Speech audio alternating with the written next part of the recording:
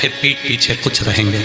ऐसे 10 मुख के लोग प्रिय नहीं होते। एक मुख, एक जैसे अपनी जिंदगी में हो वैसे रहो, जैसे जिंदगी में हो वैसे रहो।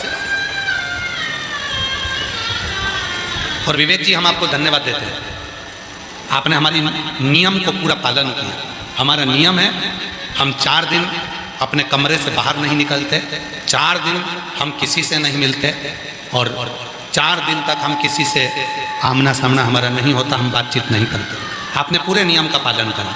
आपके यहाँ जितने लोग वहाँ सेवा कर रहे हैं, एक भी व्यक्ति हमसे मिला नहीं, और ना हम बस कथा में आते हैं तब राम श्याम करते हैं, और कथा में से जाते समय श्री शिवाय नमस्तुभ्यं हम करते हैं। हम आपको धन्यवाद देते हैं। कोई आपने आपके यहाँ रुकने के बाद भी कोई नियम का पूरा पालन करा है। सबको मालूम है कि 4 दिन श्री शिवाय नमस्तुभ्यं का जप चलेगा, और वो जप में लगेगा, तो कोई आता नहीं। 10 मुख से जिंदगी मत जियो, एक मुख से जियो। आपका एक मुख हो। आज के जमाने में इतना आडंबर, दिखावा, इतना प्रपंच हो गया कि समझ में नहीं आता कि कौन अच्छा और कौन बुरा, समझना मुश्किल। इसीलिए आप लोगों से निवेदन है, किसी आडंबर में ना फंसो, किसी दिखावे में ना फंसो, किसी की ना सुनते हुए एक लोटा जल भरो और शंकर के मंदिर में जाना चालू करो। ये नहीं वहां जाओगे तो कोई तुमको ये दे देगा तो तुम्हारा काम हो जाएगा, कोई तुम्हें बेल बांध देगा तो काम हो जाएगा, कोई भभूत दे देगा तो काम हो जाएगा, कोई नारियल दे देगा तो काम हो जाएगा। ना ना ना, खांसी अपने को चली है तो अपने को खांसना है, सर्दी अपने को हुई है तो अपने को छींकना है, पेट अपना दुखा है तो दवाई अपने को खाना है। उसी तरह दुख तुम्हें आया है तो शंकर के मंदिर भी तुम्हें ही जाना है, कोई दूसरा नहीं। अपने कष्ट को तुम्हें खुद मिटाना है, अपना परिश्रम, अपनी मेहनत, अपनी एकाग्रता और शिव के प्रति समर्पण। सती मैया ने देखा मेरे पिता का विश्वास नहीं है, प्राण छोड़ दिए, अग्निकुंड में कूद गई। वही सती माता हिमालय राज के घर में पार्वती के नाम से विख्यात हो गई। और वो पाखिन है परमात्मा से अपने मन को जोड़ना।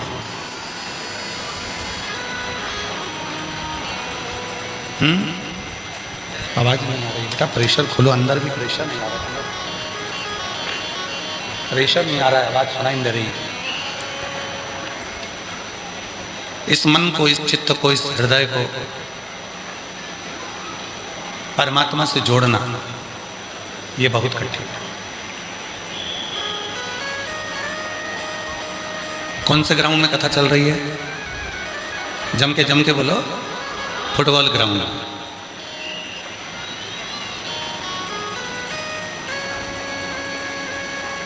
एक गेंद, उसे सब लात मार रहे हैं, इधर वाले भी उसको लात मार रहे हैं, उधर वाले भी उसको लात मार रहे हैं, और वो गेंद उछक भी बहुत रही है।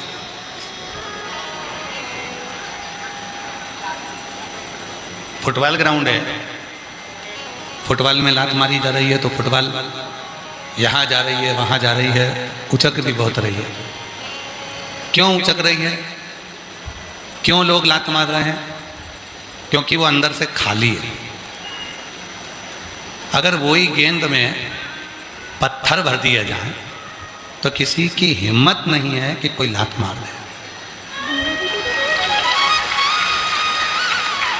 गेंद खाली है, इसलिए उसको लात मारी जा रही है, और जब उसमें कुछ भरा गया तो किसी की हिम्मत नहीं है कि कोई उसको उछाल दे, लात मार दे। फिर तो व्यक्ति की लात ही, पाँव ही टूट जाना है, पर वो गेंद उचकना नहीं, उछलना नहीं। वो गेंद उछलेगी नहीं, वो गेंद बहुत दूर तक जाएगी नहीं, क्योंकि उसके अंदर कुछ भर गया है। शिव महापुराण की कथा भी ये कहती है, जब तक तुम खाली हो तब तक दुनिया तुमको उछालती रहेगी, अपशब्द कहती रहेगी, ताना देती रहेगी, गाली देती रहेगी, कोसती रहेगी, आड़ा टेढ़ा बोलती रहेगी। और जिस दिन तुमने अपने अंदर शिव को भर लिया, फिर दुनिया की सामर्थ्यता नहीं है कि कोई तुमको ठोकर लगा दे। फिर किसकी सामर्थ्यता होगी? कौन होगा?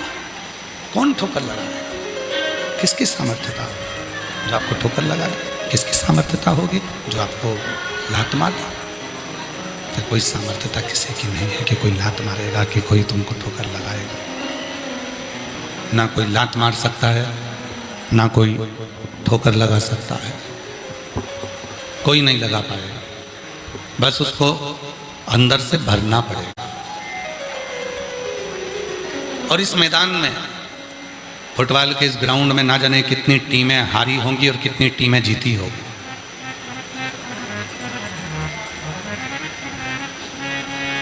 शिव महापुराण की कथा कहती है कि मैदान में हार गए तो एक ना एक दिन कभी ना कभी जीत जाओगे, पर मन से हार गए तो जिंदगी में कभी जीत नहीं पाओगे। इसलिए अपने आप को इतना प्रबल करिए, इतना बलवान करिए कि मन से नहीं आओ।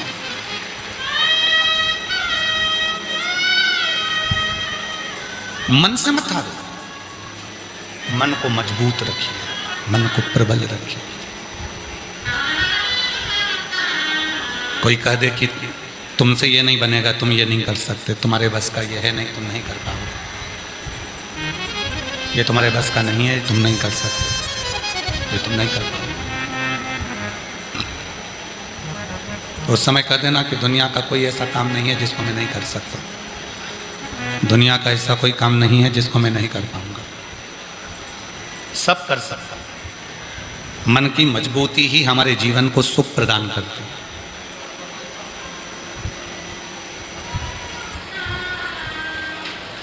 हारना नहीं है।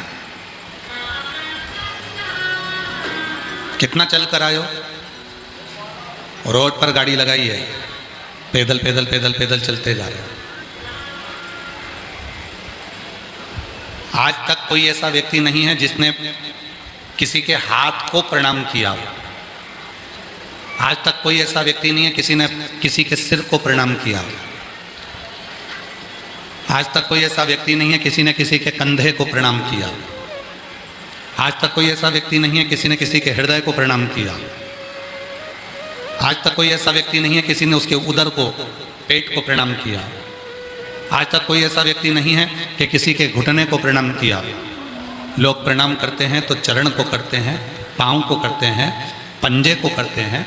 जो पंजे पृथ्वी पर रमे लगे हुए हैं, लोग उस पर अपना सिर रखते हैं, उसको प्रणाम करते हैं। लोग हाथ को कभी प्रणाम नहीं करते, सिर को कभी प्रणाम नहीं करते, नेत्रों को कभी प्रणाम नहीं करते। लोग अगर किसी को प्रणाम करते हैं तो उसके पाँव को प्रणाम करते हैं। क्यों करते हैं? क्योंकि वही पाँव हैं जो व्यक्ति को मंजिल तक लेकर जा सकते हैं। ये पाँव हैं जो तुम्हें कथा तक लेकर आ सकते हैं। ये पाँव हैं जो तुम्हें चलाकर शिव के धाम तक लेकर जा सकते हैं। और यही पाँव हैं जिनको चलकर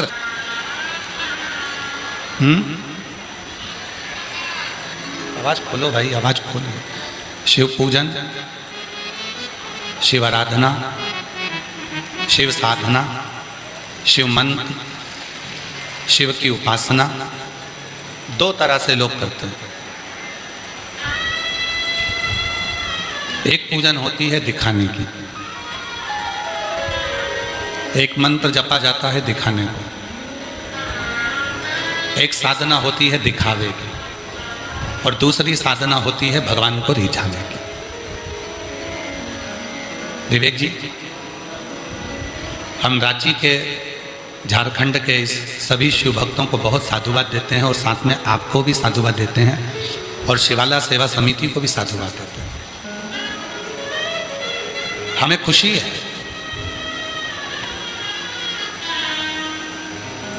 कि यहाँ कलश यात्रा निकली तो किसी कलश की कीमत नहीं लगाई गई, यहाँ बैठने के लिए किसी कुर्सी की कीमत नहीं लगाई गई, यहाँ भंडारे की कोई कीमत नहीं लगाई गई।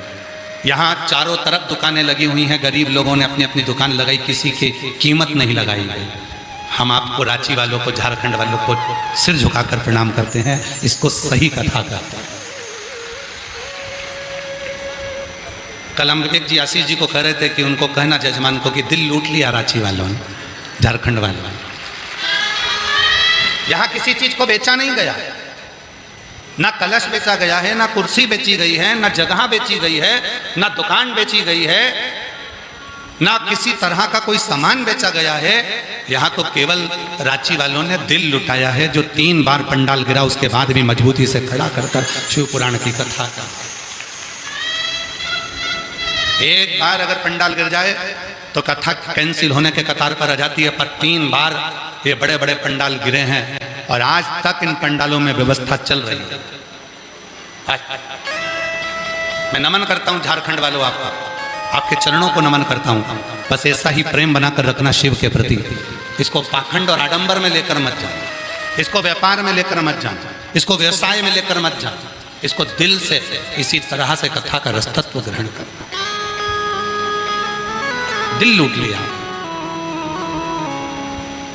अब सोचने में आता है एक ही दिल है, महादेव को दूं कि तुमको दूं? एक ही है। पर मन में आता है कि जो शिव कथा सुनते हैं वो भी तो महादेव कहलाते हैं, इसलिए महादेव को ही दिल दिया है। आपके रूप में भी वही तो विराजमान है। महाराज शिव तत्व को जिसने जाना है, भगवान शंकर को जिसने पहचाना है, भगवान शंकर की जिसने साधना करी है, भगवान शंकर की। और मैं रांची वालों को इस चीज के लिए भी धन्यवाद देता हूँ। इतना पंडाल गिरने पर, पानी इतना बरसने पर कि पिड़ली पिड़ली तक पानी यहाँ पर भरा हुआ था, और उसके बाद भी तुमने दूसरे दिन भंडारा चालू कर दिया, भोजन चालू कर दिया, भक्तों को खिलाना चालू कर दिया। गजब।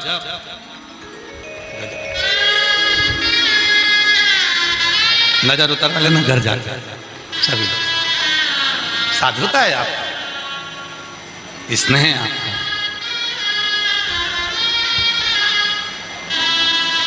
और तेरी कृपा का क्या है भरोसा, कब किस पर हो जाए, जरा सी हम पर कर दो, जरा सी हम पर कर दो।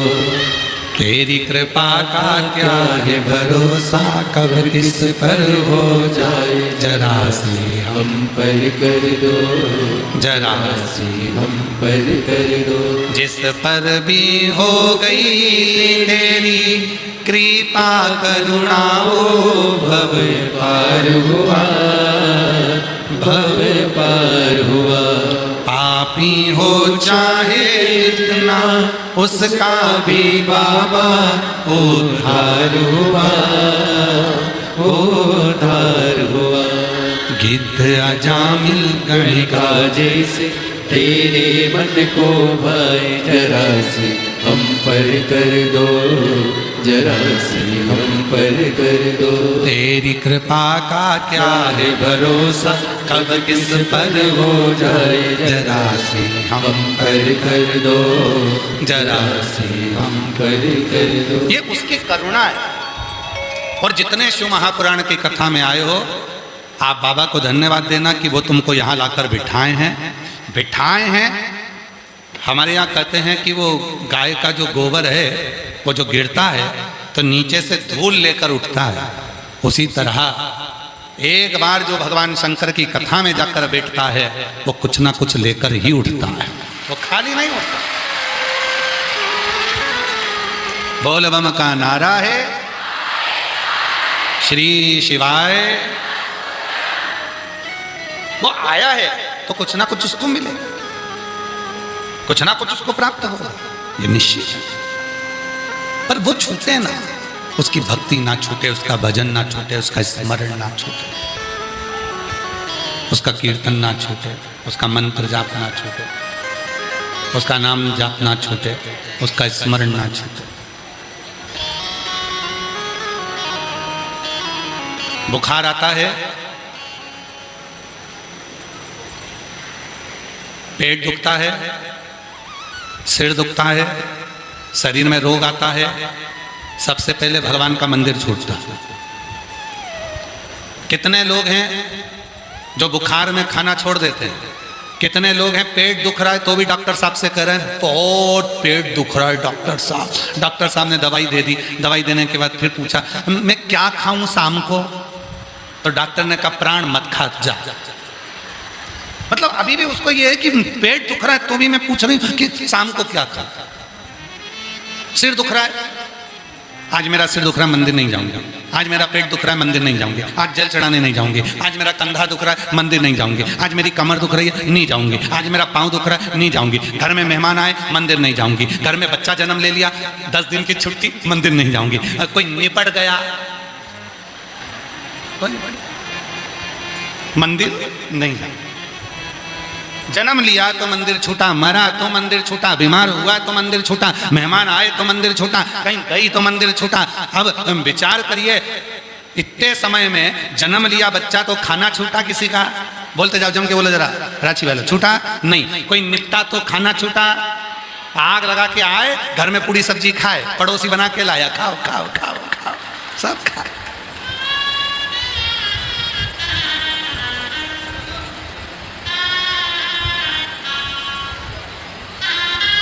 और जो निपट के गया वो फोटो टंगा इतना बड़ा, नीचे रखा गोबर लीप के, इतना बड़ा कंडा जलाया, कंडा गोईठा, इतना बड़ा गोईठा जलाया और जला के और उसको रख दिया। और वो जो व्यक्ति मरा वो उसको होटल का रोज पसंद था, भोजन रोज पसंद था। अब क्या खिला रहे हैं? गुड़ और घी, शक्कर और घी दोनों मिला के गोईठा पे छोड़ के।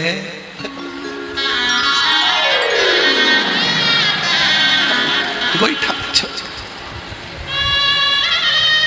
जन्म लिया बच्चा तो भोजन नहीं छूटा, कोई गया तो भोजन नहीं छूटा। जरा विचार करो, कथा कितने दिन की है? 7 दिन। ब्रज में जो गोवर्धन पर्वत है जिसकी लोग परिक्रमा करते हैं, वो कितने कोस का? 7 कोस। भगवान कृष्ण ने उस पर्वत को कितने दिन तक उठाया था? 7 दिन। भगवान कृष्ण ने जब पर्वत उठाया था तो उनकी उम्र कितनी थी? 7 वर्ष। दिन कितने होते हैं? रविवार, सोमवार, मंगल, बुध, गुरु, शुक्र और शनि। कितने? 7। आपका और हमारा जन्म कितने दिन में हुआ? 7 दिन में। कोई रविवार को, कोई सोमवार को, कोई मंगल को, कोई बुध को, इन्हीं 7 दिन में सब पैदा हुए। मरोगे कितने दिन में? यही 7। शिवपुराण कितने दिन की? 7। और वही 7 दिन जीवन के मिले। रविवार को जन्म हुआ, सोमवार को बड़े हुए, मंगलवार को ब्याह हुआ, बुधवार को बच्चे हुए, गुरुवार को बीमार पड़े, शुक्रवार को हॉस्पिटल गए, शनिवार को निपट गए। 7 दिन पूरे हो गए। 7 दिन ऐसे। जन्म लिया भोजन नहीं छूटा, गए भोजन नहीं छूटा, मेहमान आए भोजन नहीं छूटा, बाहर घूमने गए भोजन नहीं छूटा, कमर दुखी भोजन नहीं छूटा, पेट दुखा भोजन नहीं छूटा। कुछ ना कुछ, रोटी नहीं खाएगी तो थूली खाएगी, थूली नहीं खाएगी दलिया खाएगी, दलिया नहीं खाएगी तो ब्रेड खाएगी, ब्रेड नहीं खाएगी तो बिस्कुट खाएगी, बिस्कुट नहीं खाएगी तो किसी ना किसी के प्राण खाएगी। छूटा कुछ नहीं, चल रहा छूटा कुछ नहीं छूटा। छूटा क्या? मंदिर। छूटा क्या? एक लोटा जल। छूटा क्या? भगवान का भजन। और भगवान क्या कहते हैं कि दुख में सुख में तुम मुझे छोड़ देती है। शिव पुराण कहती है जिसने मुझे नहीं छोड़ा, भगवान कहते हैं उसकी जिंदगी में कभी तकलीफ आती ही नहीं। छोड़ो ना। केवल एक मंत्र है, श्री शिवाय नमस्तुभ्यम। जो किसी भी अवस्था में, घर में बच्चा जन्म ले तो भी इस मंत्र को जप सकते हैं, कोई चला गया तो भी मंत्र को जप सकते हैं, रजस वाला धर्म आ गया, नारी 5 दिन तक घर में काम नहीं करती, उस समय पर भी मंत्र को जप सकती है। एक मंत्र है, जब जन्म में, मरण में, परण में, जाते आते, खाते पीते रहते, कहीं पर भी घूमते फिरते, जहां मर्जी पड़ जाए, जिस जगह मर्जी पड़ जाए, हॉस्पिटल में चाहे तुम्हारी मर्जी पड़े, गाड़ी में चाहे तुम्हारी मर्जी पड़े, जहां इस मंत्र का उच्चारण करा जा सकता है। और जितना मंत्र का उच्चारण करोगे उस समय पर मेरा शिव तुम्हारे ऊपर करुणा करना प्रारंभ कर देता है। ये वो मंत्र है, श्री शिवाय नमस्ते।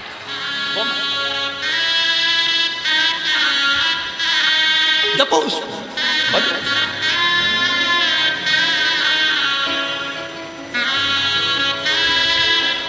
जिसने जपा उसको सुख मिला,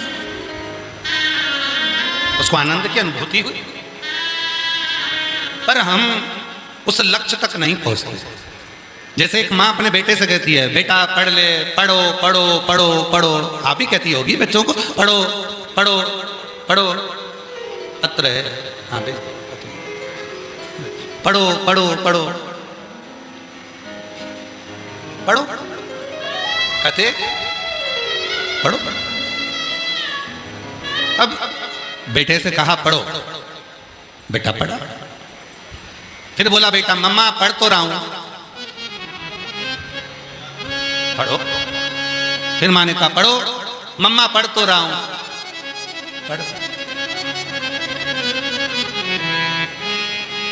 और एक दिन मम्मी ने पूछ लिया, होते हैं कई लोग माला पकड़े हैं, बैठे हैं, कोई ने पूछा क्या कर रहे? जप रहा हूं। उसी तरह जैसे बेटा कहता पढ़ रहा हूं, पढ़ पढ़ो। तुमने जपा, क्या वो मिला? क्या वो मिला?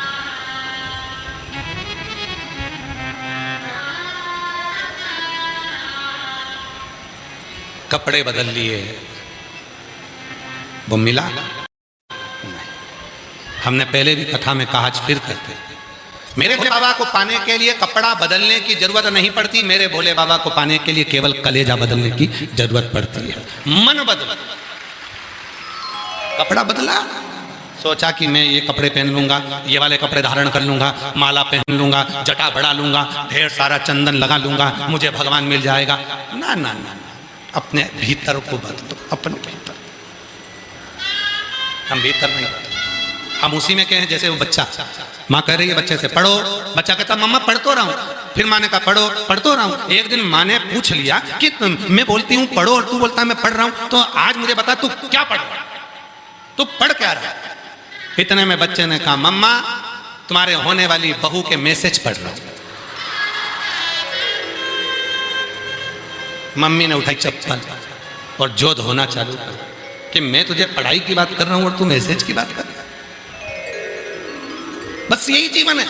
हम माला तो पकड़े, हम कलर तो चेंज करें, हम कपड़े तो चेंज करें, हमने बाल तो बनाए, हमने चंदन तो लगाया है, हमने माला तो पहनी है, पर अपने मन को परमात्मा तक नहीं लगा पाए। अभी भी हम वही मैसेज पढ़ने में लगे हुए हैं, अभी भी हमारे चित्त को हम घुमाने में लगे हुए हैं, अभी भी हम हमारे चित्त को कहीं ना कहीं भरमाने में लगे हुए हैं, पर उस परमात्मा को पढ़ नहीं पा रहे, हम उस परमात्मा को जान नहीं पा रहे, हम उस शिव तत्व को जान नहीं पा रहे, हम राम और कृष्ण को जान नहीं पा रहे, हम भगवान की अविरल भक्ति को पहचान नहीं पा रहे। और शिव पुराण कहती है जिस दिन तुमने उस शिवलिंग के प्रति, भगवान के प्रति विश्वास को दृढ़ कर लिया, उस दिन तुम्हें परमात्मा को ढूंढने जाने की जरूरत नहीं पड़ेगी। परमात्मा तुम्हें ढूंढने के लिए आएगा, तुम्हें कहीं नहीं जाए, भगवान तुम्हें ढूंढने के लिए।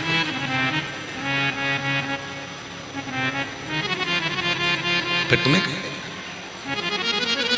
और मेरे भोले तेरा सहारा है, मेरे भोले तेरा सहारा है, मेरी नैया का तू किनारा है, मेरी नैया का तू किनारा है। मेरे बाबा तुझे पुकारा है, मेरे बाबा तुझे पुकारा है, मेरी नैया का तू किनारा है, मेरी नैया का तू किनारा है। हमने ढूंढा उसको, उस परमात्मा को ज्यादा ढूंढने की जरूरत नहीं, तुम तो उसको भजो, और जितना भजोगे, जितना पुकारोगे, जितना स्मरण करोगे, वो तुम्हारे करीब में, तुम्हारे नजदीक में आएगा, जो पहुंचेगा जो।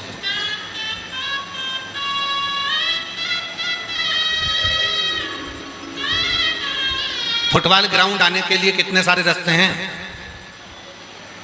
हम तो सारे रास्ते पर नहीं गए। कितने हैं विवेक जी बता रहे? 4 है, एक इधर से होगा, अच्छा 2 इधर से हैं, एक इधर, एक इधर, एक इधर और एक इधर भी है, 4 रास्ते।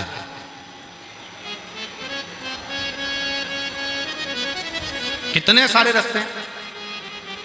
अब कोई रास्ता आधा किलोमीटर चलना पड़ेगा, किसी रास्ते पर तो गाड़ी ही चली जाएगी, और किसी किसी रास्ते पर 1 किलोमीटर चलना पड़ेगा, किसी किसी रास्ते पर कम से कम 1.5 किलोमीटर चलना पड़ेगा, पैदल पैदल पैदल पैदल, तब तुम कथा स्थल पहुंचो। जरा समझना बहुत।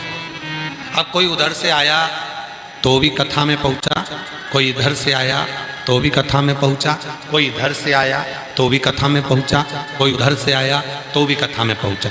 बस अंतर इतना है, किसी को पहुंचने में समय लगा, कोई को पहुंचने में रास्ता अच्छा नहीं मिला, कोई को पहुंचने में थोड़ा टाइम लग गया। उसी तरह जैसे जाने के 4-5 रास्ते हैं, बहुत सारे रास्ते हैं, जाना सबको कथा स्थल ही है, उसी तरह परमात्मा के पास जाने के भी बहुत सारे रास्ते हैं। कोई महाराज कहेगा ये करो, कोई महाराज कहेगा वो करो, कोई कहेगा ऐसा करो, कोई कहेगा वैसा करो। रोज मोबाइल खोलो, कहीं ना कहीं का तुम्हें रोज का ज्ञान देता मिलेगा। कोई कहेगा ऐसा करो, कोई कहेगा वैसा करो। अब निर्भर तुम पर करता है। कि तुम कौन से रास्ते पर चलना चाहते हो। एक रास्ता कोई बताएगा तो हो सकता है कि तुम्हें पहुंचने में देरी हो जाए, दूसरा रास्ता हो सकता है कोई बताएगा तो वहां पर कीचड़ मिल जाए, तीसरा रास्ता कोई बताएगा तो हो सकता है कि वहां पहुंचने में देरी हो जाए। इसलिए शिव महापुराण ने सबसे सरल रास्ता एक बताया, सारी समस्या का हल।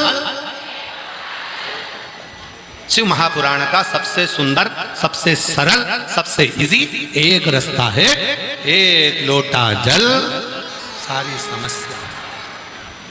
कैसी भी समस्या, कैसा भी दुख है, कैसी भी तकलीफ है, किसी भी परेशानी, एक लोटा जल चढ़ा परमात्मा क्यों।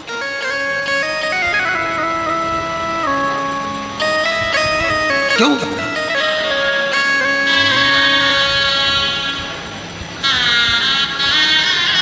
किस्मत वालों को मिलता है बाबा तेरा दरबार, किस्मत वालों को मिलता है बाबा तेरा दरबार। सच्ची सरकार तुम्हारी साचा है दरबार, किस्मत वालों को मिलता है बाबा तेरा दरबार, किस्मत वालों को मिलता है बाबा तेरा दरबार। कितने किस्मत वाले हो। एक रास्ता बिल्कुल सरल सा, एक रास्ता बिल्कुल इजी, एकदम सरल, ना कोई आडंबर, ना कोई दिखावा, ना कोई भटकाव, एक लोटा जल सारी समस्या का। एक पत्र है अच्छा,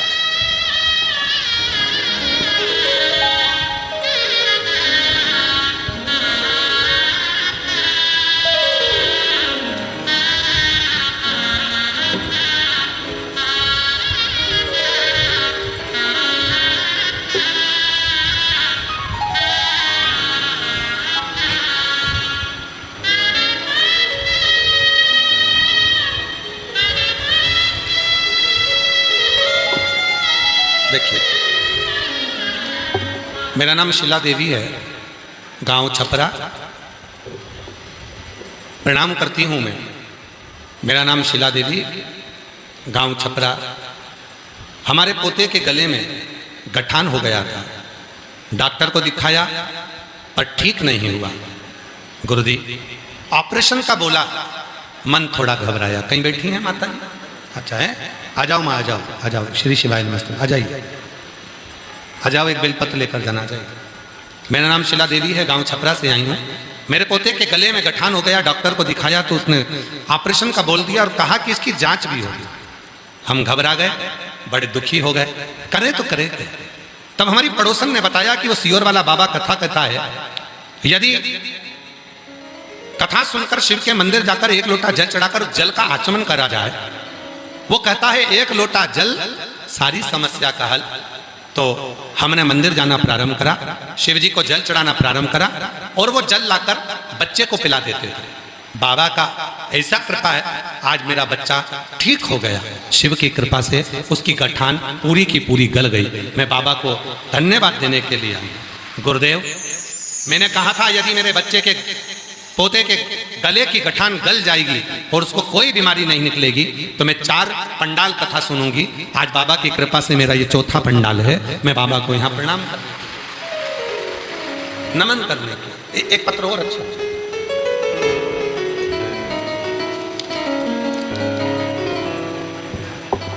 सरिता देवी, पति पवन कुमार, शिवपुरी हजारीबाग से आई हैं। शिवपुरी हजारीबाग से आई हैं। आप ही हैं? ऐसा हाथ हिलाते हैं। हाँ, आ जाइए, आ जाओ। शिवपुरी हजारीबाग से आई हूँ, सरिता देवी, पति पवन कुमार। बाबा को प्रणाम। बाबा, एक लोटा जल में क्या बखान करूँ? बाबा, इस कथा के बारे में कभी जानते भी नहीं थे। मेरी बेटी की छाती में गठान हो गया था, हम इलाज करा करा के थक चुके थे। एक बार मत वालों को मिलता है बाबा तेरा दरबार, किस्मत वालों को मिलता है बाबा तेरा दरबार। सच्ची सरकार तुम्हारी साचा है दरबार, किस्मत वालों को मिलता है बाबा तेरा दरबार। किस्मत वालों को मिलता है बाबा तेरा दरबार। बहुत सुंदर, अच्छा लिखा है दीदी आपने। आइए, एक बेलपत्र बहुत सुंदर लिखा है, इसको आप भी पढ़ो, एलईडी पर, आस्था चैनल पर भी इसको चलाओ। बेटी ने लिखा है, बड़ा सुंदर भाव लिखा है। नेहा अड़ुकिया, बहुत सुंदर भाव बेटी ने लिखा है। आप लोग पत्र को पढ़ सकते हैं एलईडी पर, बहुत सुंदर। शिव शिव है, शंकर शंकर, और किस्मत वालों मिलता है बाबा तेरा दरबार। किस्मत वालों को मिलता है बाबा तेरा दरबार। इसी बेटी का पत्र है जिसने ये पत्र लिखा है, जो फोटो भेजा है। मेरा नाम नेहा अड़ुकिया है। 2017 में गंगा अस्पताल कंप्यूटर में मेरा स्पाइन का बड़ा ऑपरेशन हुआ है, और स्पाइन के ऑपरेशन में डॉक्टर बोले थे अब आप कभी भी झुक नहीं पाओगे और कभी भी जमीन पर बैठ नहीं पाओगे। गुरुदेव, आप एक भजन गाते हैं, हम तो बाबा के भरोसे चलते हैं। मैंने भी अपने भरोसे को डगमगाया नहीं, सच्ची श्रद्धा और विश्वास से आपके मार्ग पर चलती रही। शिव जी को एक लोटा जल चढ़ाती रही, पशुपतिनाथ का व्रत करती रही। और गुरुवर, आज बाबा को धन्यवाद देती हूँ कि डॉक्टर ने कहा था कि जिंदगी भर नीचे नहीं बैठ सकती, झुक नहीं सकती। आज बाबा की कृपा से नीचे भी बैठती हूँ और झुक कर काम भी करती हूँ। ये शिव की कृपा, ये शंकर की कृपा। एक विश्वास, एक भरोसा, एक दृढ़ता हमारे भीतर।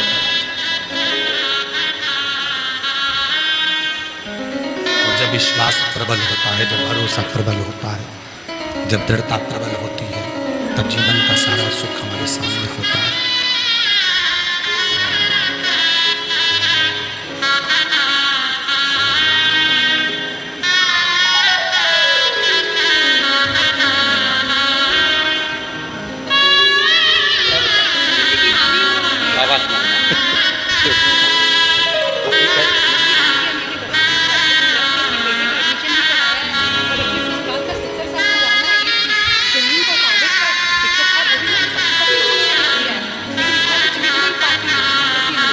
बेटी कह रही है बेटे का भी एडमिशन हो गया। हमारे ससुर का एक बहुत पुरानी जमीन का कोई केस था, वो अटका हुआ था। बेटी कह रही है वो भी पशुपति व्रत से पूर्ण होकर 70 साल पुराने केस को जीत लिया। ये शिव की कृपा है, बाबा की। किस्मत वालों को मिलता है बाबा तेरा दरबार। किस्मत वालों को मिलता है बाबा तेरा दरबार। सच्ची सरकार तुम्हारी सच्चा है दरबार। किस्मत वालों को मिलता है बाबा तेरा दरबार। किस्मत वालों को मिलता है बाबा तेरा दरबार। ये शिव की उदारता है, ये शंकर की करुणा, ये शिव की करुणा। और जब तक शिव की करुणा नहीं होती है, शंकर की कृपा नहीं होती है, जब तक शिव की करुणा नहीं होती, शंकर की कृपा नहीं होती, तब तक दुनिया का कोई कार्य सफल होता ही नहीं। कितना विश्वास है तुम्हें अपने भगवान शिव पर?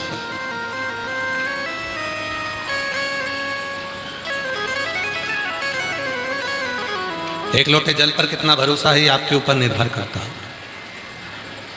एक लोटे जल पर कितना विश्वास है ये आप पर निर्भर करता है। और वो जिस शिवलिंग की आप आराधना करते हो, आपके घर में जो शंकर का शिवलिंग है या आपके घर के पास में जो शंकर का मंदिर है उसमें जो शिवलिंग है उसकी जो साधना करते हो, आराधना करते हो, उसको हल्के में मत लो।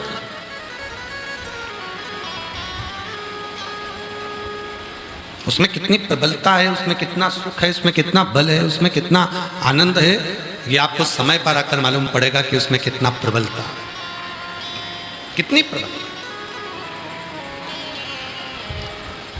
भगवान विष्णु स्वयं ब्रह्मा जी से कह दिए, ब्रह्मा जी को समझाया भगवान विष्णु ने, ब्रह्मा जी को कहा कि ब्रह्मदेव तुम इस शिवलिंग को तुम सरल समझ रहे,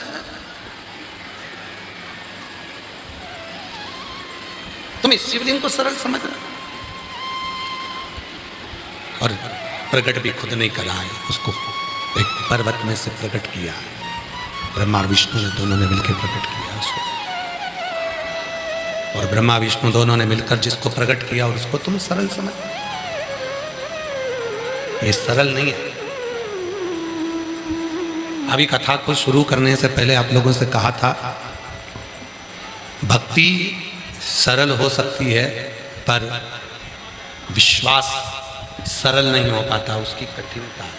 भक्ति की सरलता, भक्ति की सरलता विश्वास की मूलता।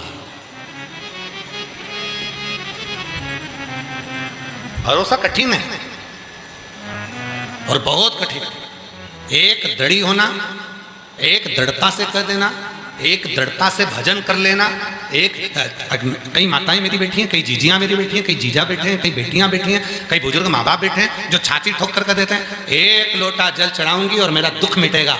कई मीडिया वाले उनके पास माइक लेकर पहुंचते हैं, उनसे उनका विचार जानते हैं, उनसे पूछते हैं कि तुम यहाँ पंडाल में आई हो, इतनी भीड़ में आई हो, इतना पानी गिर रहा है, बारिश हो रही है, हवा चल रही है, आंधी चल रही है, धूप पड़ रही है, और तुम यहाँ कथा में अपना घर छोड़कर, एसी का कमरा छोड़कर, पंखे छोड़कर, इतनी गर्मी में तुम कथा में आकर बैठ गए।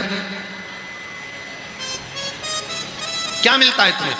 उनसे जब पूछा जाता है तब वो कहते हैं कि हमें हमारे बाबा ने दिया तो ही तो हम शिव पुराण की कथा में आकर बैठे हैं, नहीं तो आकर बैठता ही कौन आकर। कृपा की ना होती जो आदत तुम्हारी तो सुनी ही रहती अदालत। गरीबों के दिल में जो जगह तुम ना पाते तो किस दिल में होती इबादत तुम्हारी।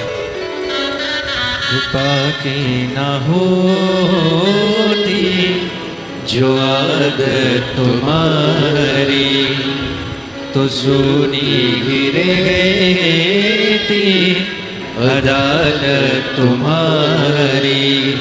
गरीबों के दिल में जो जगह तुम न पाते तो किस दिल में होती इबादत तुम्हारी।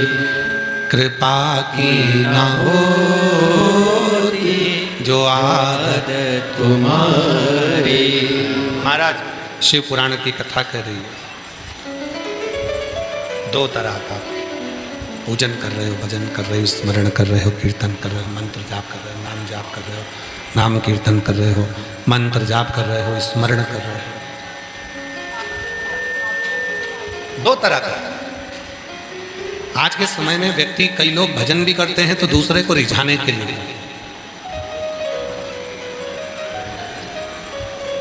जप भी करते हैं तो दुनिया को दिखाने के लिए करते हैं।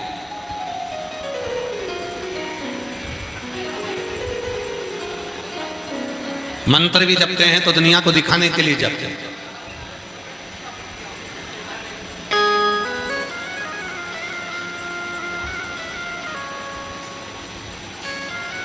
एक होता है दुनिया को दिखाने के लिए जप करना, तप करना, मंत्र जपना, पूजन करना, साधना करना, भजन करना, और एक होता है उस ईश्वर के लिए, उस परमात्मा के लिए, उस भगवान के लिए, उस शिव के लिए मंत्र, साधना, तप, भजन, स्मरण सब करना।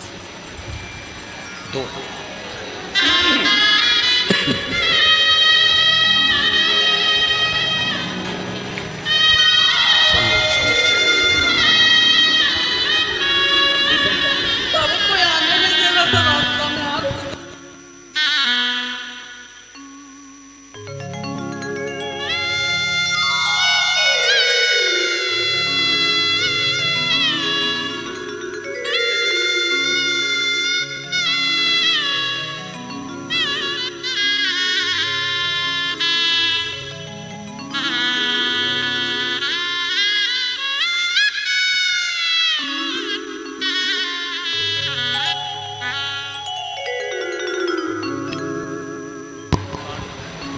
किस्मत वालों को मिलता है बाबा तेरा दरबार। किस्मत वालों को मिलता है बाबा तेरा दरबार। सच्ची सरकार तुम्हारी साचा। पोते को गले में गांठ हो गई थी, ऑपरेशन का डॉक्टर कह दिए थे, और बाबा की कृपा से पूरी गल चुकी है। शिव की कृपा से जोरदार तालियां साथ। सच्चा दरबार है तेरा, सच्चा है दरबार। किस्मत वालों को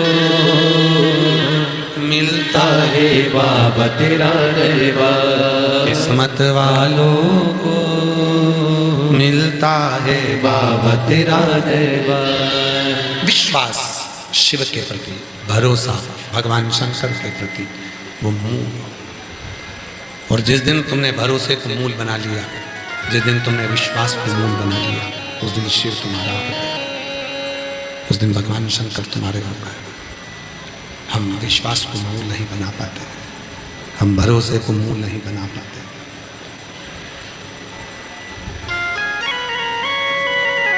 ब्रह्मा, जिस शिवलिंग की तुम साधना कर रहे हो, आराधना कर रहे हो, भगवान भोलेनाथ, बाहर का बोलो, बाहर का प्रेशर बढ़ाओ तो अंदर आवाज खुद आ जाएगी। बाहर का बढ़ाओ तो अंदर आवाज आएगी। हाँ, बाहर का बढ़ाओ। शिव कथा कर रहे हो, भगवान शंकर का चरित्र कर रहा। ब्रह्मा, जिस शिवलिंग को अपन ने प्रकट करा, इस पर विश्वास होना चाहिए। और जब तक भरोसा नहीं होगा, विश्वास नहीं होगा, तो शिव मिल नहीं सकता। ब्रह्मा जी गए भगवान का मुख देखने के लिए, भगवान विष्णु जी गए भगवान का चरण ढूंढने के लिए, चरण नहीं मिला, आकर सत्य बोल दिए तो उनका नाम सत्य नारायण हो गया। पर ब्रह्मा जी झूठ बोलते हैं और निरंतर बोलते हैं। कल कथा में कहा था, व्यक्ति एक झूठ बोलता है तो उस झूठ को छुपाने के लिए उसको दूसरा झूठ बोलना ही पड़ता है। दूसरा झूठ बोलेगा तो उसको छुपाने के लिए तीसरा झूठ बोलना पड़ेगा।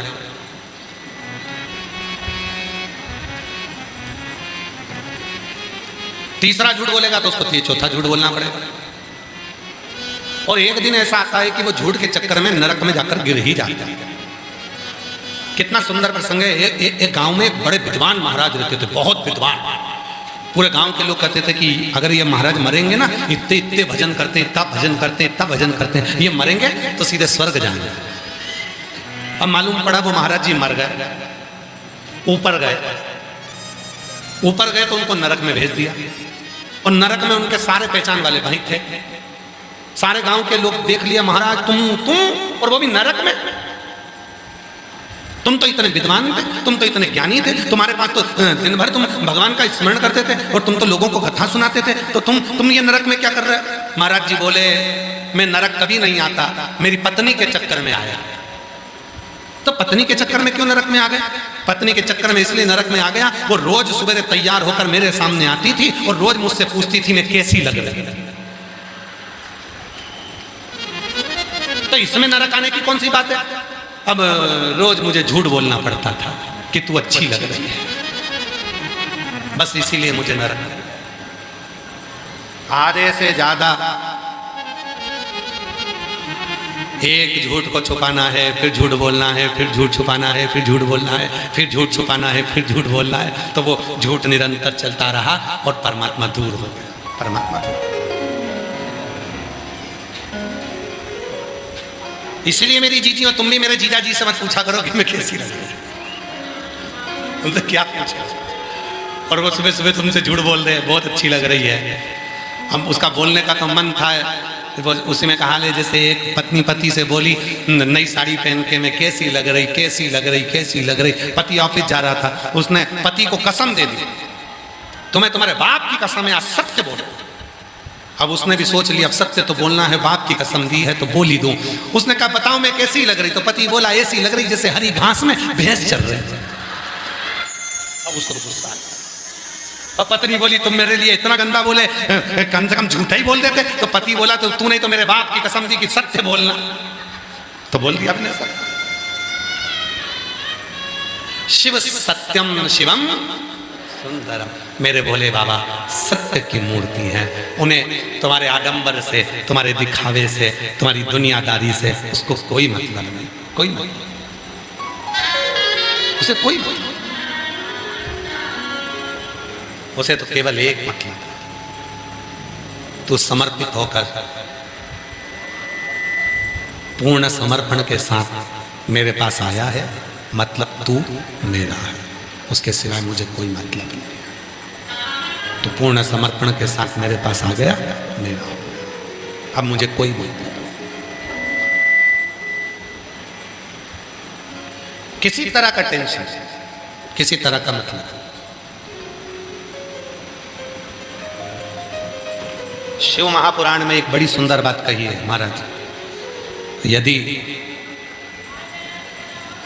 कोई बीमार है, मंदिर नहीं जा सकता, वो मंदिर नहीं जा सकता, बीमार हो गया, अपने हाथ का स्पर्श कराकर भी अगर कोई एक लोटा जल शिव के मंदिर में भेजना प्रारंभ कर देता है और वही चढ़ाए हुए जल का भाव उस बीमार व्यक्ति को आचमन कराना प्रारंभ कर देता है, 3 दिन के अंदर उसको उठकर बैठना ही पड़ता है। इतनी शिव की कृपा उसमें प्रबल है।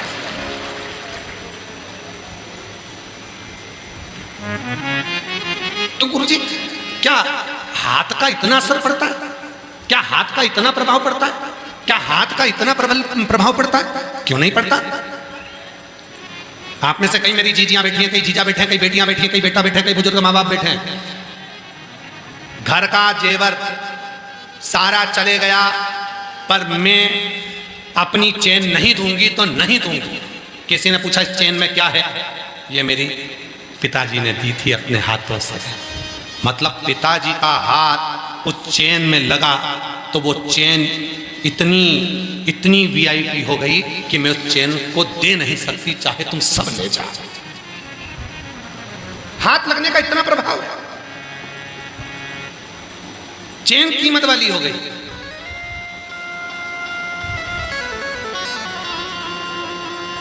एक 1000 मंगलसूत्र खरीद लो बाजार में जाकर, 50 मंगलसूत्र खरीद लो बाजार में जाकर, भले रानी हार खरीद लो चाहे देवरानी हार खरीद लो। रानी हार बड़ा होता है, देवरानी हार छोटा होता है। तुम लोगों ने शादी में देखा होगा, एक हार होता है देवरानी हार जिसको एकदम फिट करके पहनाया जाता है। वो देवरानी हार इसलिए पहनाया जाता है कि अब तेरे घर में देवरानी आ रही है, ऐसी गला कसेगी तेरे जाकर। देवरानी रानी हार थोड़ा बड़ा होता है कि आराम से जब तक कोई नहीं तब तक तुम रानी, और जिस दिन आई देवरानी तो एक रानी हार, एक देवरानी।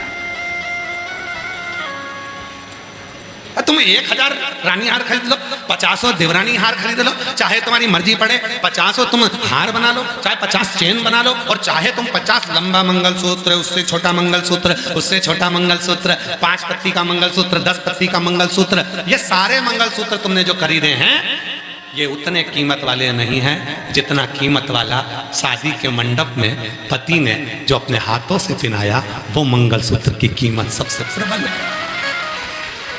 क्यों? उसमें मेरे पति का हाथ लगा है। हाथ लगा तो मंगलसूत्र की कीमत है। भले वो रानी हार, देवरानी हार, किसी हार की कीमत नहीं, परंतु उस मंगलसूत्र की, फिर मैंने 50वां मंगलसूत्र खरीदे, उसकी कीमत नहीं, पर वो मंगलसूत्र जो मेरे पति ने पहनाया वो मंगलसूत्र मेरे पति के हाथ का है।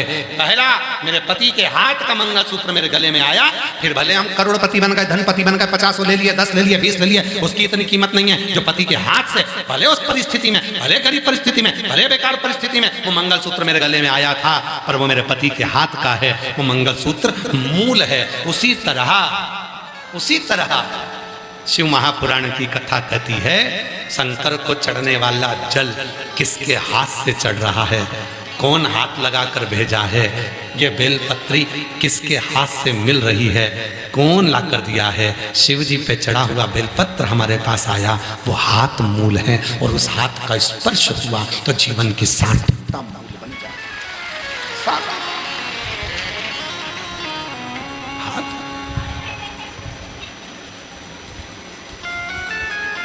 कहाँ नींद आती है?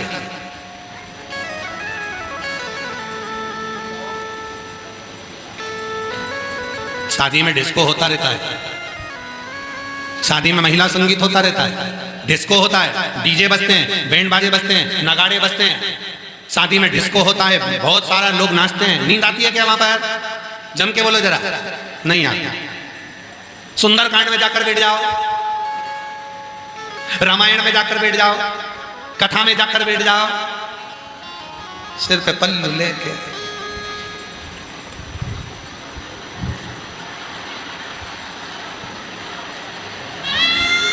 तो पड़ोसन ने उठाया, सो रही है? तो फिर ऐसी ऐसी क्या कर रही? कहीं नहीं, भोलेनाथ जी भाग रहे थे तो बुला रही थी। बाबा भाग रहा है, बुला रही। कहाँ नींद आई है? छोटा बच्चा पड़ोसी के यहाँ खेलता है, सोता नहीं है। छोटा बच्चा पड़ोसन के यहाँ जाएगा, खेलेगा, सोएगा नहीं। छोटा बच्चा पूरे मोहल्ले में जाएगा, खेलेगा, सोएगा नहीं। पर वो छोटा बच्चा जैसे ही मम्मा की गोद में आएगा, माँ की गोद में आएगा, और माँ की गोद में आके जैसे ही लेटा और माँ ने उस पर हाथ रखा और वो बच्चे को धीरे से बिना खाए पिए, कुछ नहीं खाया पिया, तो भी बस माँ की गोद में उसको नींद आना प्रारंभ हो जाती है। उसी तरह नींद अगर सही आती है तो परमात्मा की गोद में ही आती है, श्री हरि की गोद में ही आती है। शिव की कथा के स्मरण में, भक्ति में, भजन में, मंत्र जाप में, नाम जाप में, स्मरण में नींद आती ही आती है। भगवान के भजन में नींद आएगी, बाकी कहीं पर नहीं आएगी। भगवान के भजन में कहीं नहीं आएगी। नींद आ रही है भगवान की भक्ति में।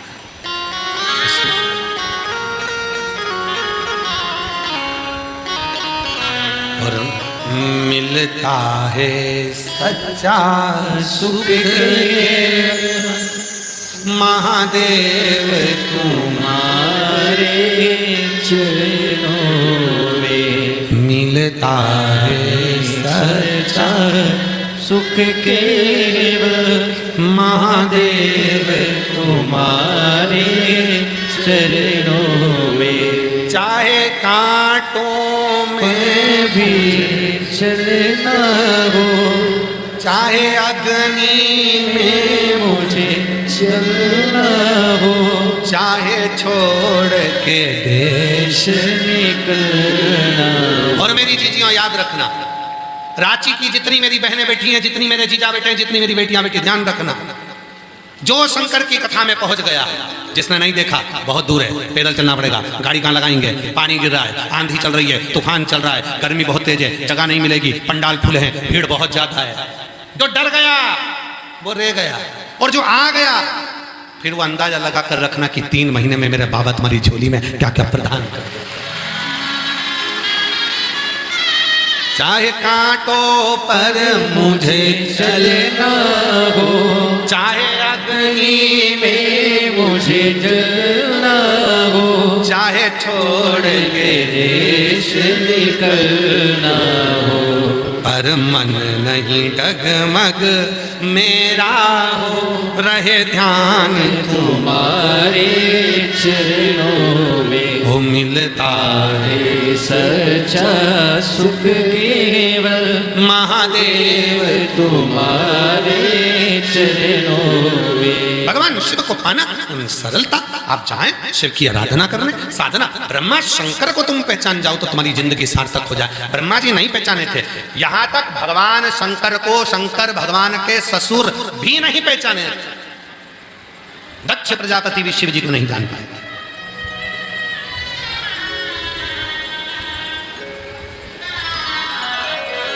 शिव को पहचानना कठिन। एक पत्र है, अच्छा देखो,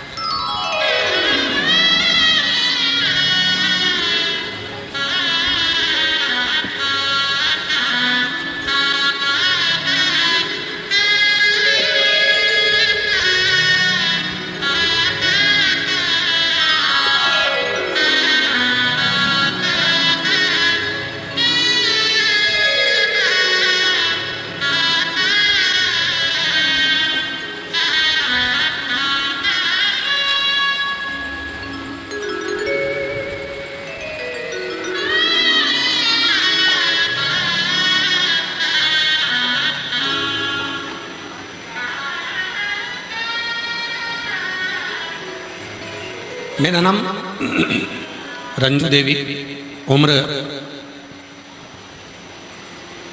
मैं रांची जिला आदर्श नगर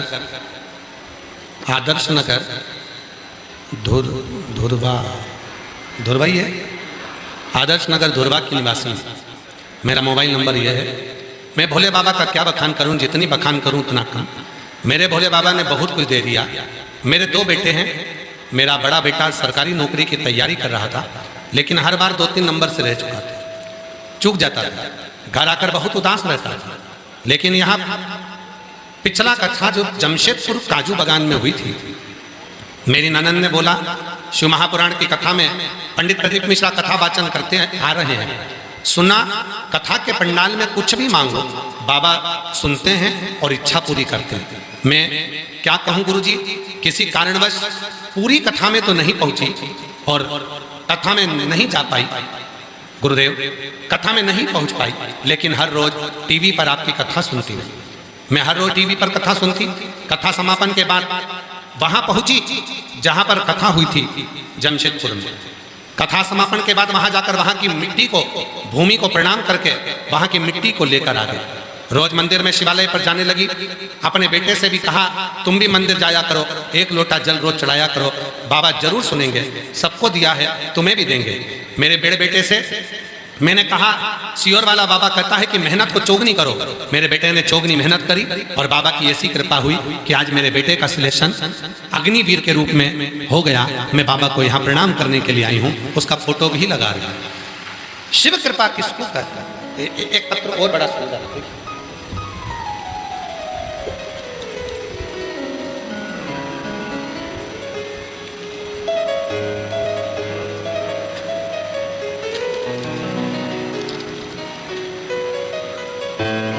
आशीष कुमार साहू,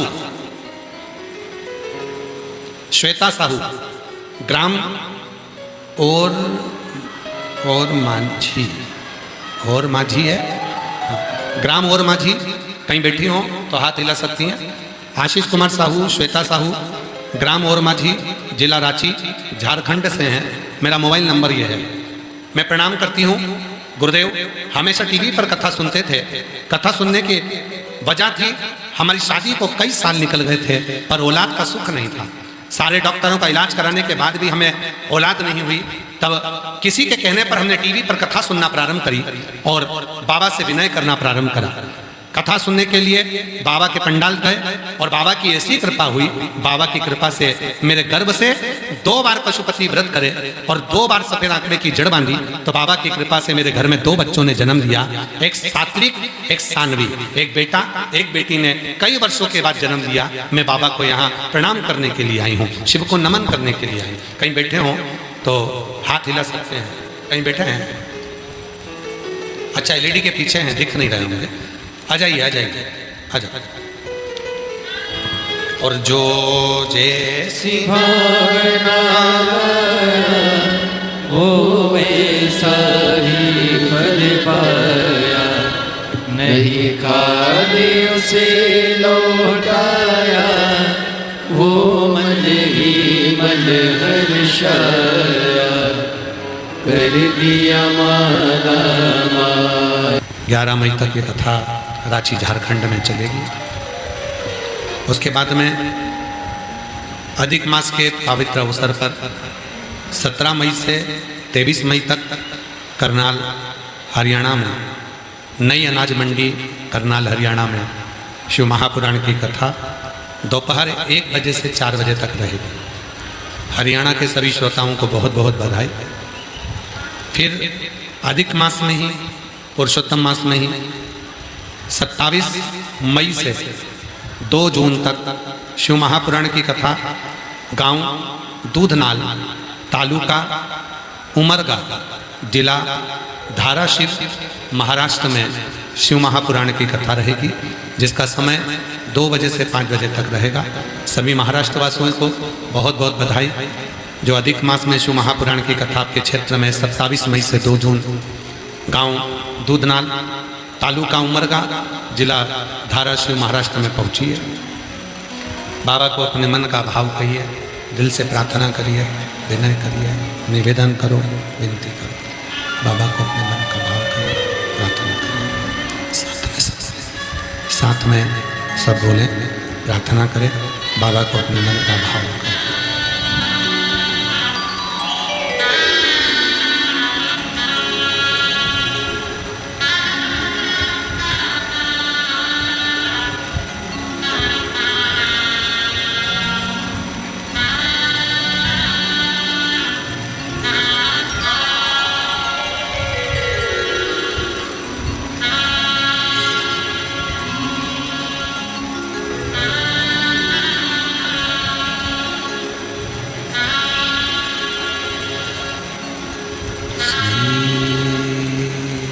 शिवाय नमस्तुभ्यं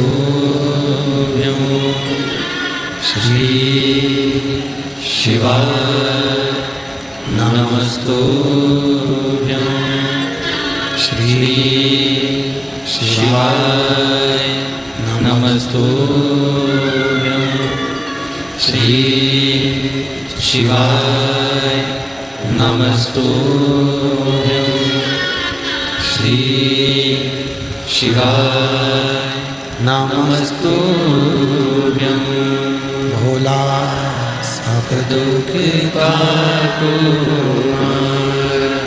ओ भोला सब दुख काटो शिव शंकर जपू तेरी माला भोले बाबा जपू तेरी माला भोला सब दुख काटो मारा ओ भोला सब दुख काटो मारा वेश है मंगल मंगलकारी वेश है मंगल मंगलकारी शमशान वासी हमारा शमशान वासी हमारा ओ भोला सब दुख काटो मारा ओ भोला सब दुख काटो मारा।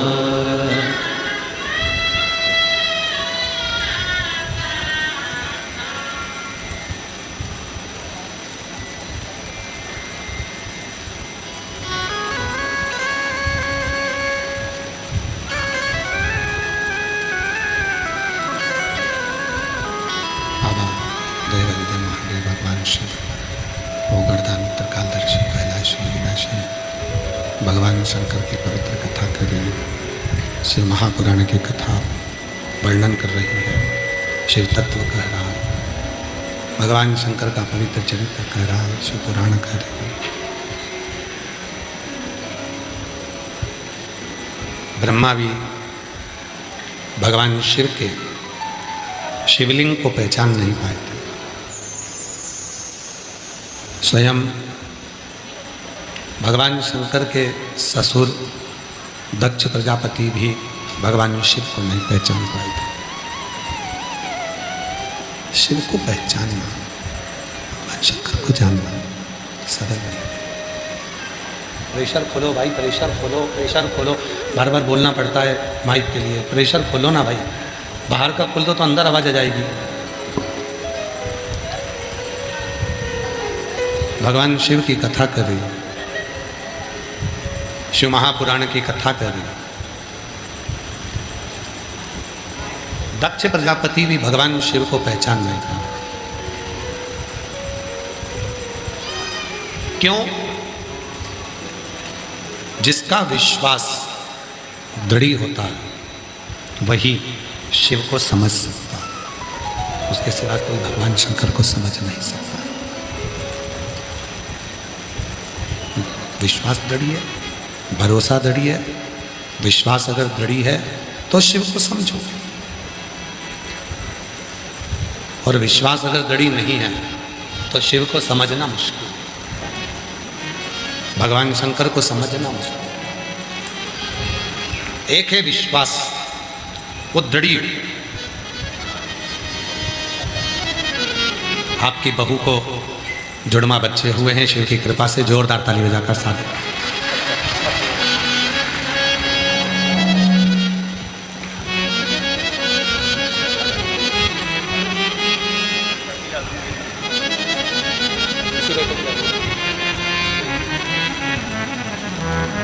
आपके बेटे का अग्निवीर में सिलेक्शन हुआ है।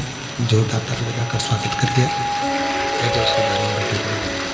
जो जैसी भावना लाया वो वैसा ही फल पाया, खाली उसे लौटाया वो मन ही मन हर्षाया, कर दिया माला माल काशी वाले, लुटा दिया भंडार काशी वाले। शिव को पहचानने के लिए विश्वास की जरूरत होती है, और जब तक विश्वास नहीं होगा तब तक शिव को जाना नहीं जा सकता। दक्ष प्रजापति ने अपनी बेटियों का विवाह जिन जिन से किया उनके प्रति उसका विश्वास था, पर दक्ष प्रजापति का विश्वास शिव के प्रति नहीं हो पाया, भगवान शंकर के प्रति नहीं बन पाया। सती मैया ने माता प्रसूति के गर्भ से, जब माता सती का जन्म हुआ था तब माता प्रसूति ने और दक्ष ने माँ जगतजननी दुर्गा भवानी से वर मांगा था कि मेरे घर में एक लड़की का और जन्म हो जाए, मेरे घर में एक बेटी का और जन्म हो जाए, एक बेटी और जन्म। और देवी ने दिया। माता दुर्गा जी ने, जब माँ जगतजननी दुर्गा भवानी ने, माँ आद्यशक्ति जगतजननी जगदम्बा ने जब दक्ष प्रजापति के घर में बेटी दी तो कहा, दक्ष तेरे घर में मैं स्वयं बेटी बनकर जन्म लूंगी पर तू मुझे पहचान नहीं पाएगा। उसको पहचान नहीं सकते।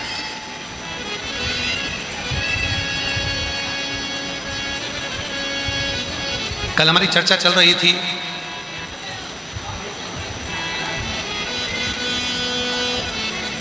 हम जहाँ ठहरे हैं श्री विवेक कुमार जी के यहाँ, तो जो हमारा भोजन प्रसाद बना रहे हैं विवेक जी, दोनों बुजुर्ग दादाजी, और लगभग उनकी उम्र भी 70-72 साल की है जो महाप्रसाद बना रहे हैं। दो बुजुर्ग दादा हैं, बुजुर्ग हैं, और वो महाप्रसाद बना रहे हैं। सवेरे 4 बजे से वो भजन गाते हैं विवेक जी। अब आप वहाँ रहते हैं कि नहीं रहते हमको तो नहीं मालूम, आप तो वहाँ नहीं रहते होंगे। सवेरे 4 बजे से वो दोनों दादा बुजुर्ग बब्बा भजन गाते हैं। हमारी सवेरे 4 बजे से उनका भजन चालू होता है और वो हम सुनते रहते हैं। तो कल उन्होंने एक प्रसंग छेड़ा, कहा कि रावण के 10 सिर थे, भगवान ने केवल रावण को ही 10 सिर दिए थे। तो हमने उनकी बात को सुन लिया और सुनने के बाद हमने कहा कि उत्तर हम व्यासपीठ से देंगे, हम अलग से किसी से उत्तर नहीं देते, हमने कहा व्यासपीठ से देंगे। उनका प्रश्न था कि भगवान ने 10 मुख रावण को दिए हैं। मैं उन बुजुर्ग दादाजियों को प्रणाम कर कर कहता हूं कि मेरे शंकर भगवान ने केवल रावण को 10 मुख नहीं दिया है। कलिकाल में जन्म लेने वाले हर व्यक्ति के 10 मुंह होते हैं, बस रावण के मुख दिखते हैं, इनके नजर ही नहीं आते या कौन सा मुख लेकर सामने आते हैं और कौन से मुख से जाते हैं, पता ही नहीं।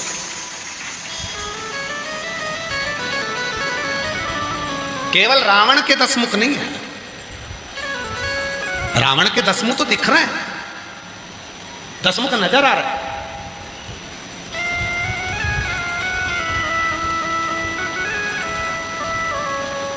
केवल रावण को 10 मुख नहीं दिए भगवान ने, सबके 10 मुख।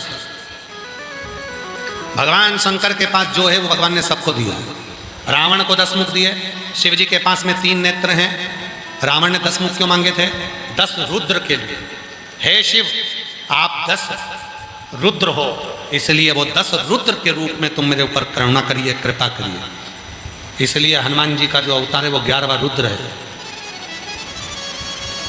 कि वो ऐसा अवतार है हनुमान जी का, शंकर का स्वरूप का, कि वो तू समझ नहीं सकेगा। लंकापति रावण, तू उसको जान नहीं सकेगा, तू उसको पहचान नहीं सकेगा। 11 रुद्र शिव के रूप। केवल रावण को 10 मुख नहीं, रावण को अगर 10 मुख दिए हैं, संसार के लोगों के भी 10 मुख हैं। शिव जी के 3 नेत्र हैं, संसार के लोगों के भी 3 नेत्र हैं। एक नेत्र से संसार का व्यक्ति अपनी अच्छाई देखता है, मैंने जो करा बहुत अच्छा करा। दूसरे नेत्र से व्यक्ति अपने परिवार की अच्छाई देखता है, मेरा परिवार अच्छा है, मेरी पत्नी अच्छी, मेरे बच्चे अच्छे, मेरे बच्चे अच्छे, मेरा परिवार, मेरा भाई, मेरा कुटुंब, मेरा व्यापार, अपनी अच्छाई देखता है। और तीसरा नेत्र हर व्यक्ति का शंकर जी की तरह यहाँ होता है, जिससे वो हर व्यक्ति की बुराई ढूंढता है, हर व्यक्ति में बुरा ढूंढने का प्रयास करता है। और जब वो दूसरे की बुराई ढूंढता है तो अपना करा हुआ सब अच्छा उसका जलकर भस्म हो जाता है। वो दूसरे की बुराई ढूंढता है, वो दूसरे में बुराइयां ढूंढता है, अच्छा ही नहीं देख पाता, उसको अच्छा नजर दिया।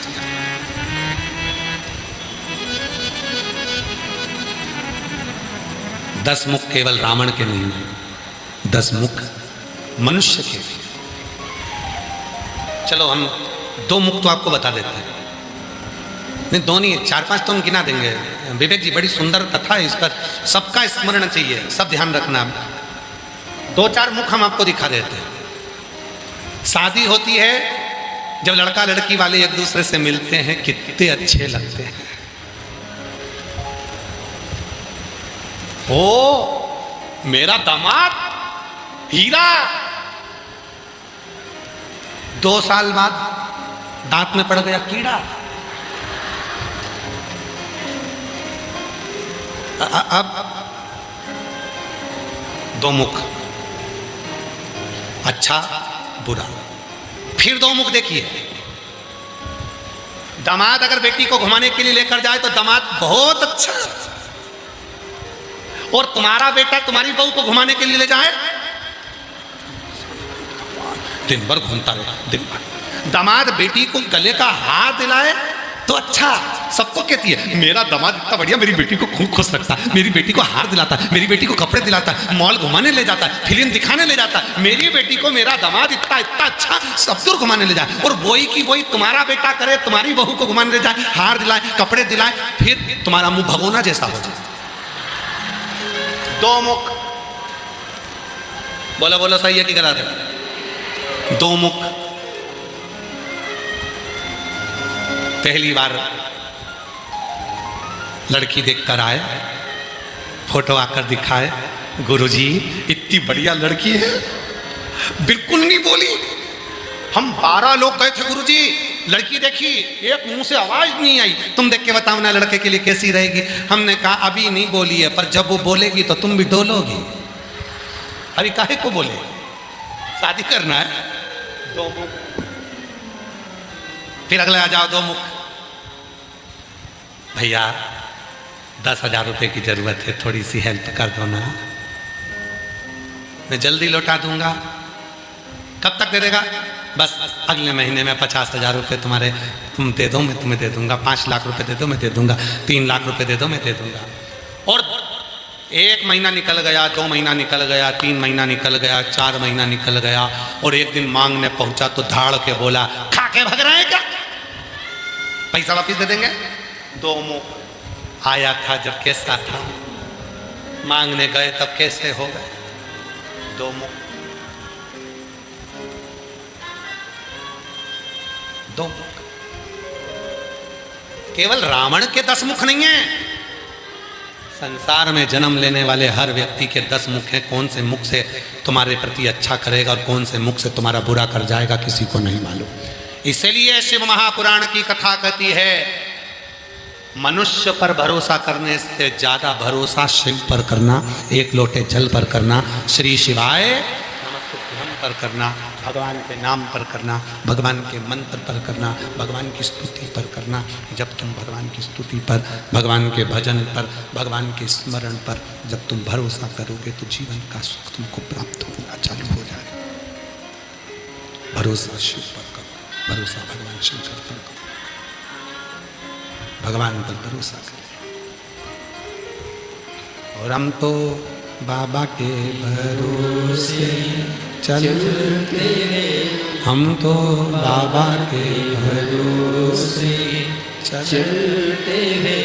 ये दुनिया वाले जलते हैं, ये दुनिया वाले जलते हैं, हम तो बाबा के भरोसे चलते हैं, हम तो बाबा के भरोसे चलते हैं। एक भरोसा करना तो वो मेरे शंकर भगवान पर करना, एक भरोसा करना तो शिव पर करना, एक भरोसा करना तो मेरे देवाधिदेव महादेव पर करना, एक भरोसा करना तो मेरे भगवान शंकर पर करना। वो भरोसा तुम्हारे जीवन का सुख प्रदान कर देगा, वो भरोसा तुम्हारे जीवन को आनंद प्रदान कर देगा। बस केवल वही भरोसा मूल है, वही भरोसा मूल है। एक पत्र है, देखिए एक पत्र आया है, बड़ा सुंदर। शंभु शंभु शंभु शंभु शंभु शंभु, एक पत्र है, देखिए।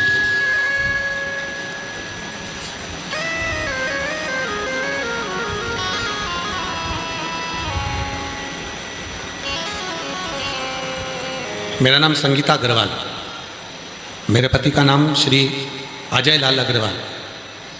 कहीं बैठे हो तो हाथ हिला सकते हैं, आप ही हैं, ऐसा हाथ हिला दो एक बार, हाँ। वापिस हाथ हिला दो, आ जाइए, एक बेलपत्र लेकर जाइए, आइए। मेरा नाम संगीता अग्रवाल है, मेरे पति का नाम श्री अजय लाल अग्रवाल है। मैं हैदर नगर जिला पलामू की रहने वाली हूँ।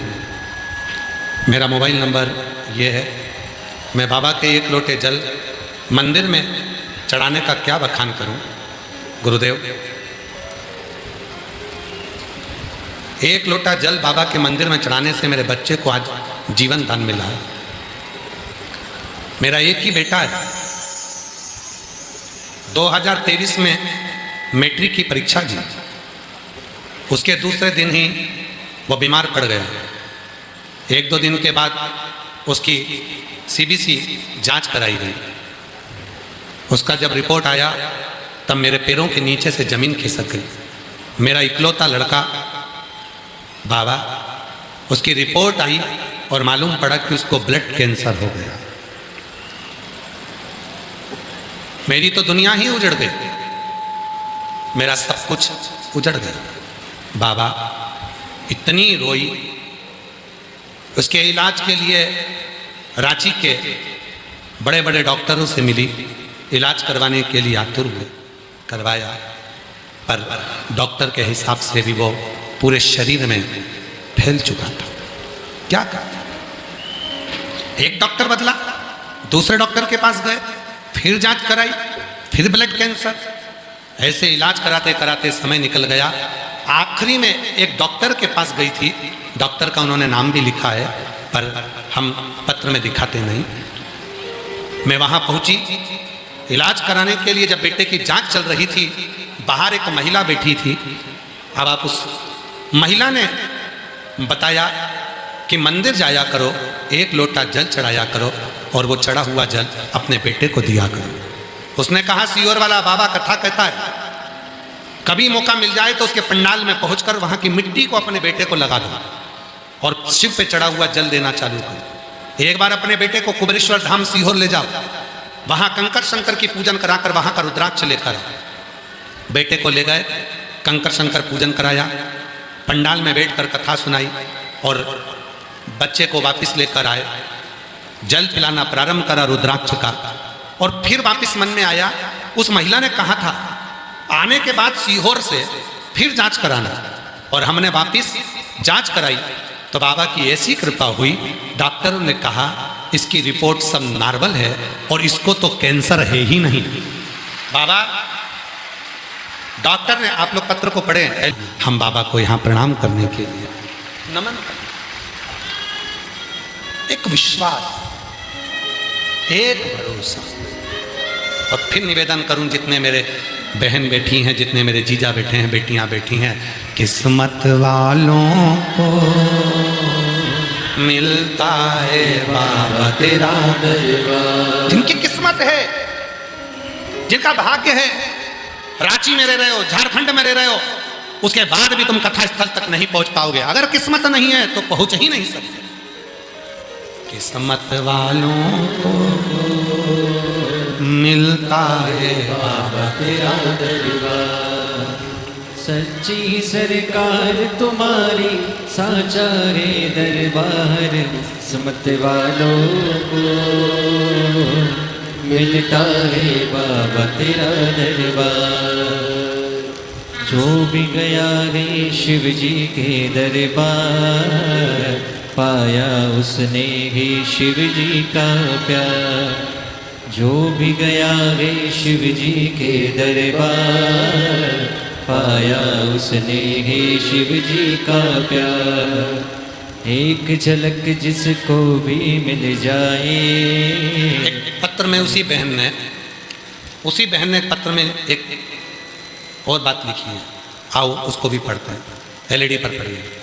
बाबा, आज हम और हमारा परिवार बाबा के सहारे हैं। बाबा, अभी कुछ दिन पहले मेरे भाई को झूठे केस में फंसाकर उसे जेल में डलवा दिया, पर बाबा हमें और हमारे परिवार को आप पर, गुरुदेव शिव पर पूरा भरोसा था। हमने उम्मीद नहीं हारी। 5 मई को रांची में शिव महापुराण की कथा प्रारंभ हुई। मेरे भाई को बेल नहीं मिल रही थी। मैंने अपने परिवार वालों से कहा कि 5 तारीख को बाबा रांची आ रहा है, पंडाल में बैठकर जो मांगोगे वो मिलेगा, आओ बैठो। मेरे भाई के परिवार वाले आए। 5 तारीख को बैठकर कथा सुनी, मिट्टी को शरीर से लगाकर बोला, बाबा कुछ भी कर बेल दिलवा दे। और बाबा ने ऐसी कृपा करी, 5 तारीख की ही शाम को बाबा की कृपा से खबर आ गई कि उसको बेल मिल गई। ये बाबा किस्मत वालों को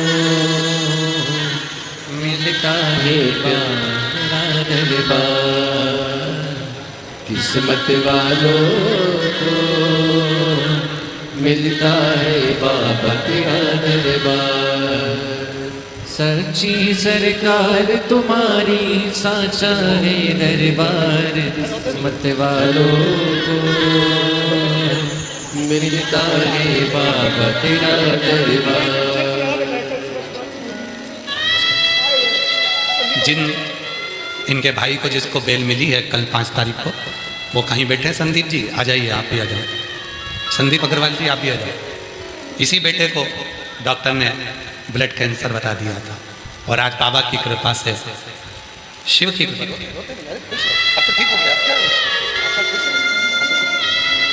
और पूरा स्वस्थ होकर बाबा ने कह दिया इसके शरीर में कोई कैंसर नहीं है, पूर्ण तरह से स्वस्थ है। ये शिव की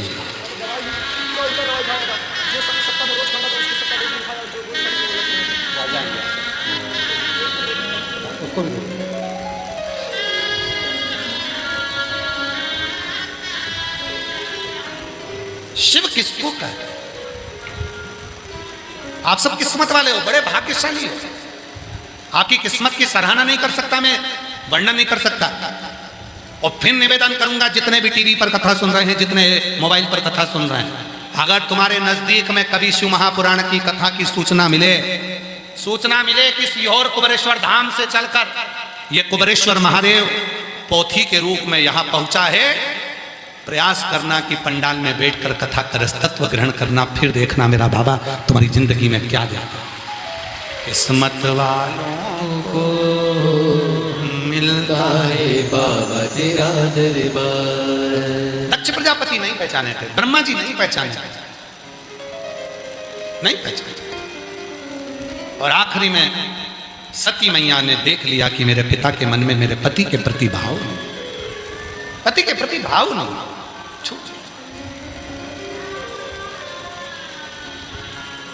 10 मुख की जिंदगी मत जियो, एक मुख बनाकर रखो। इसलिए शायद कहते हैं एक मुखी रुद्राक्ष नहीं मिलता और एक मुखी आदमी नहीं मिलता। एक मुखी रुद्राक्ष बहुत कम मिलते हैं और एक मुखी व्यक्ति भी बहुत कम मिलता है। आज के जमाने में 10 मुख वाले हैं और